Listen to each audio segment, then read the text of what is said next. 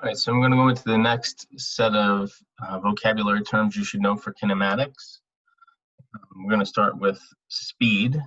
So speed is simply a scale of measurement, and it's a rate at which distance changes over some period of time. So notice the word distance there.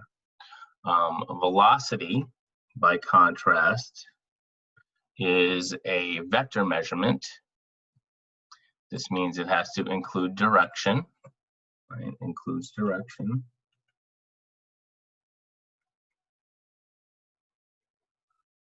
And it is a measurement of a rate of change in position over time. And change in position, we also commonly call that displacement, right? So distance versus change in position. And notice they both occur over some period of time, right? So we're looking at an object as it's moving.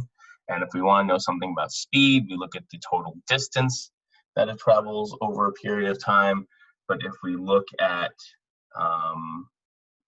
velocity, we're really looking at the change in position over time. And we need to note that there is a distinct and important difference between instantaneous and average speeds and velocities.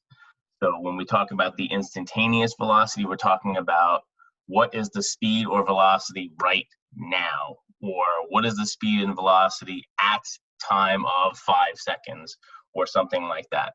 Whereas average is referring to how the speed and velocity look over a period of time, right, over some interval of time, right? So it's important to note the difference between those two. Okay. Briefly, I'm going to talk about acceleration. We're going to talk about some examples of speed and velocity as well, but acceleration is simply a vector measurement, and it's a measurement of change in velocity occurring over some period of time. And it's really important to note that it's a change in velocity occurring over time. We commonly say that acceleration is a change in speed, but it actually is much more correctly defined as a change in velocity, and I will show you why that is in a minute. Okay, so why is it so important that velocity and acceleration are vectors? Well, first let's look at what does it mean to have a positive velocity? Well, if you have a positive velocity, it means you're moving and you're going in whatever column we're calling the positive direction. So if we're going to define a one-dimensional system to say be to the right and to the left across the screen, then motion in the positive direction might be motion to the right, and motion in the negative direction would be to the left. And again, remember, this is arbitrary. We could flip it around the other way. We just have to be aware of what convention we're using. So if we say that something has a positive velocity, that means it's going to the right. Okay, that's its velocity. And just a second, let me change that a little bit. I'm going to label this as V. This is the velocity. Now, to have a positive acceleration, that means that the object has an acceleration and it points to the right. Now, what would something be doing if it has both a positive velocity and a positive acceleration, right? We're already going to the right and we accelerate to the right. So what this means is that this object is speeding up. Okay. Now, what if you have a positive velocity? That means you're going to the right, but you have an acceleration that's negative, meaning it's pointing to the left. Well, if you're going to the right, but your change in velocity is pointing to the left, that must mean that you are losing velocity and you would be slowing down. Something that I need to do with my pen on here to make sure that I write legibly. Well, what does it mean to have a negative velocity, right? So a negative velocity would mean you're going to the left. And if you had a positive acceleration, that means you'd be accelerating to the right. So this would be another example of slowing down. So really interesting to note here, a lot of people will commonly say that a negative acceleration means you're slowing down, and that's not necessarily what it means. It's all tied up in the directions that you're using and how you're defining positive and negative for your directions and the system you're talking about. So the final example would be a negative velocity, meaning you're going to the left, and a negative acceleration, meaning you're accelerating to the left, or you're speeding up while you're going to the left.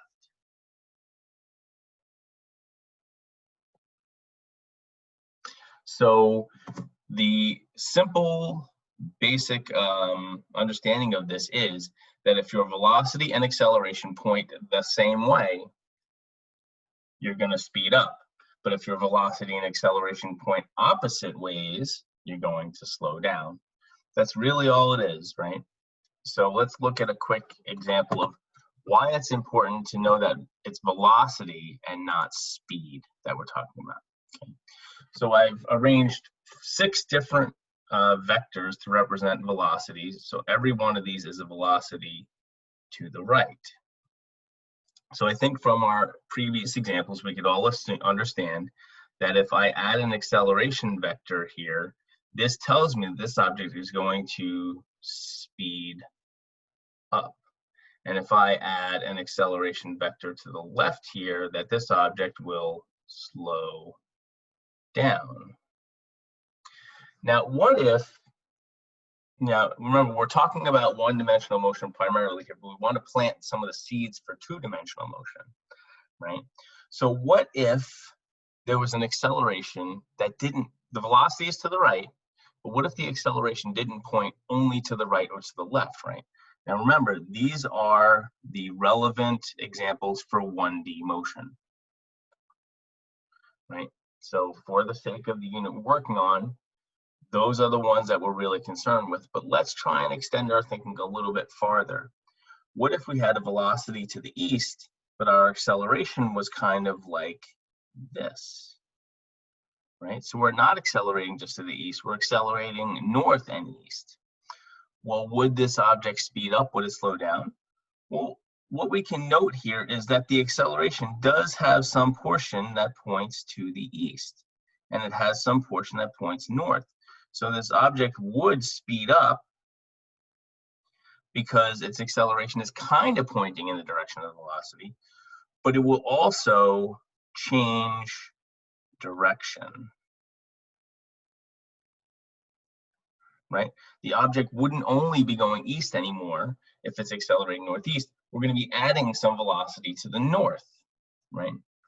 What if we had an acceleration that was like this? Well, again, we would speed up, right? Because we would be some of the acceleration does point in the direction of the velocity, but some of it points south. So we change direction again, but we wouldn't be changing our direction to the north, we'd be changing our direction to the south. What if we had an acceleration like this? Well, the acceleration has some component or some piece that's pointing to the left, and that would slow the object down.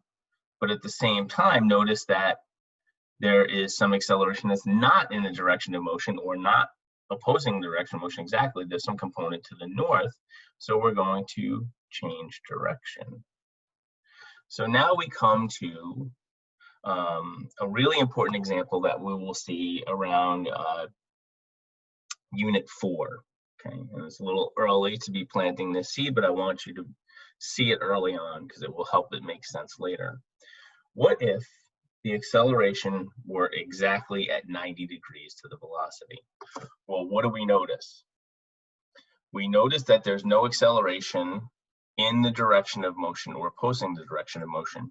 So there's no change in the velocity, in the speed, right? This object will maintain the same speed, right? So no change in speed, but we will change direction, okay? And this means that this object would turn, right? If the acceleration continued to point that way, but the object had changed its velocity, now there might be some change in speed occurring. But at this instant in time, right then, there is no change in speed, only a change in direction. Okay, so let's leave this aside for now. We'll come back to this much later, sometime around Unit 4, when we study gravitation and circular motion. For now, let's talk about simple one-dimensional examples.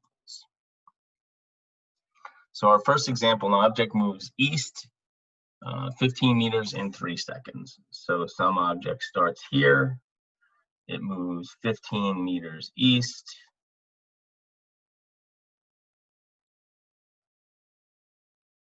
in 3 seconds, okay? So the distance traveled, that's easy, we know that, that's 15 meters. The displacement is 15 meters east, or if we're talking about one-dimensional motion, we can clearly define east to be the positive direction and west to be the negative direction. So we could say plus 15 meters. The average speed, okay, so one common way to calculate average speed is like this. We say that the average speed is the total distance traveled divided by the total time of travel. So we travel 15 meters in 3 seconds for an average speed of 15 meters per second. 5 meters per second. The average velocity.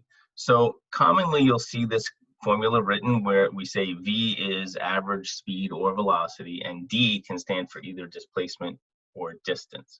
I like to write the average velocity formula this way to reinforce the idea that we're talking about changes in position, right? Delta X. So we're going from a position of 0 to a position of plus 15 meters.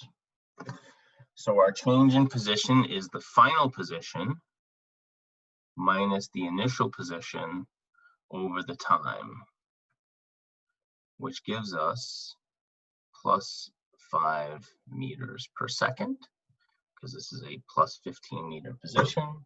So our average velocity is either plus 5 meters per second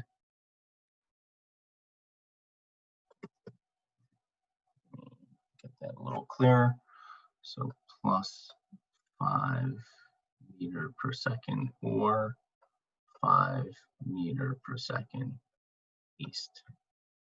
It would not be correct to say that the average velocity is 5 meters per second. It would be correct to say that the magnitude of the average velocity is 5 meters per second. Okay, so a few things to note here.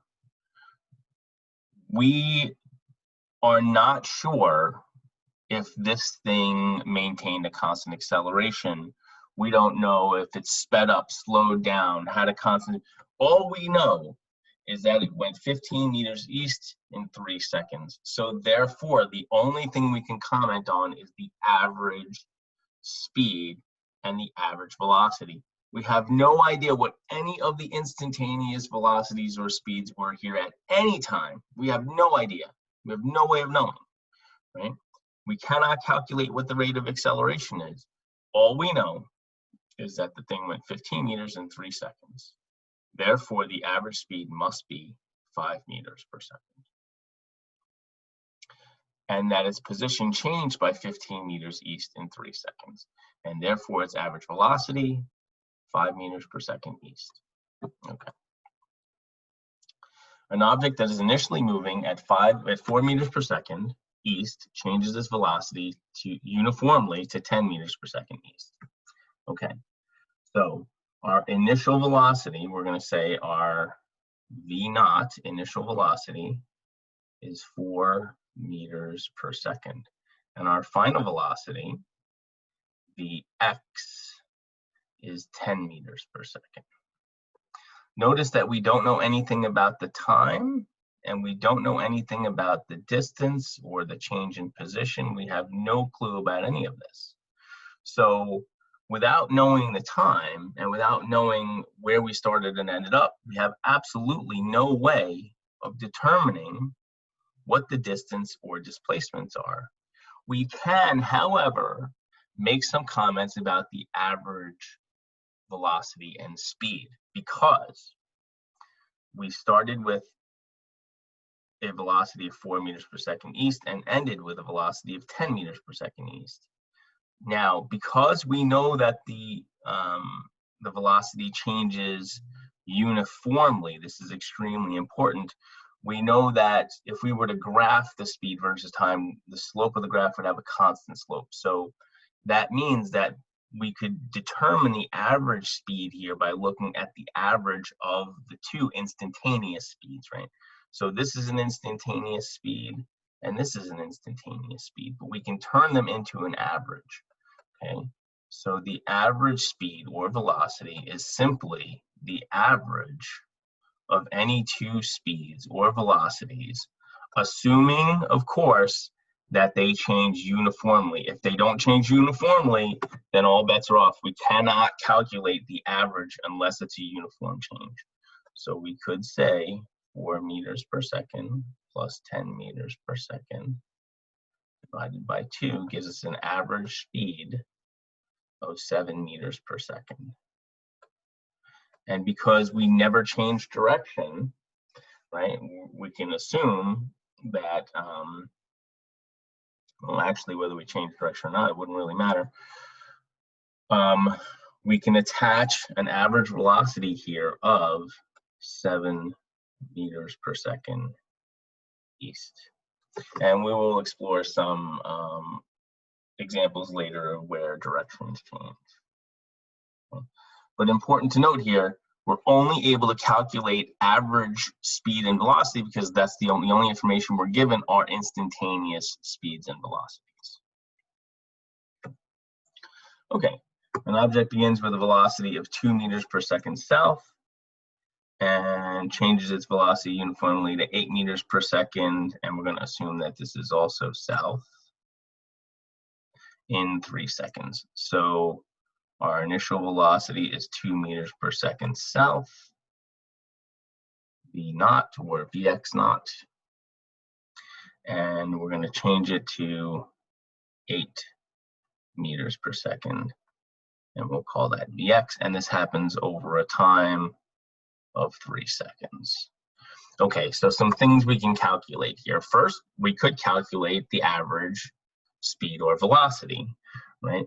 The average speed would be 2 meters per second plus 8 meters per second over 2, which is 10 over 2 or 5 meters per second.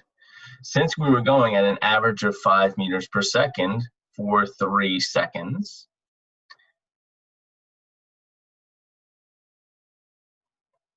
we can conclude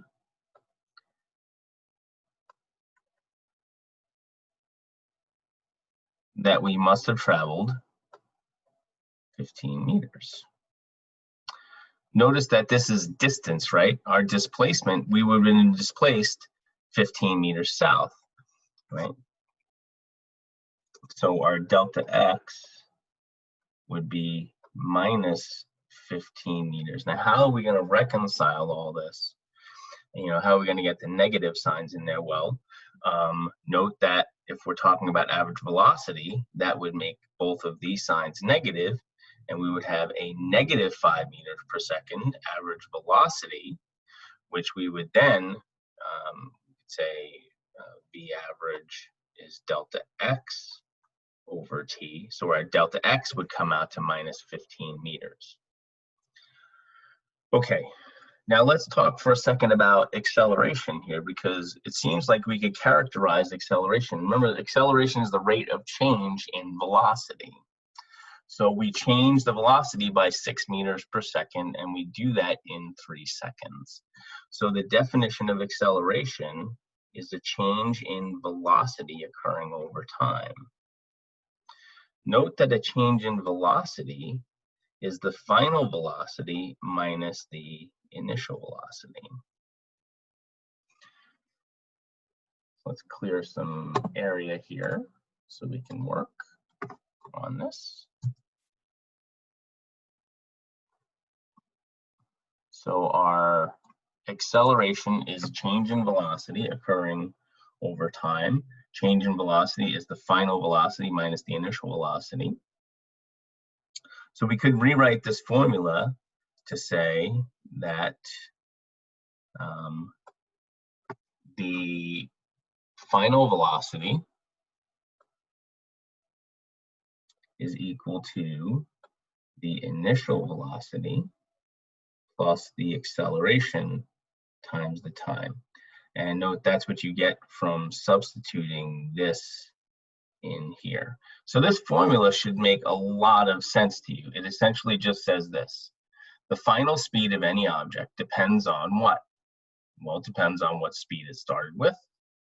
Of course, this could stand for velocity. The final velocity of some object depends on, well, what velocity did it start with? Did it accelerate? And how long did it accelerate for?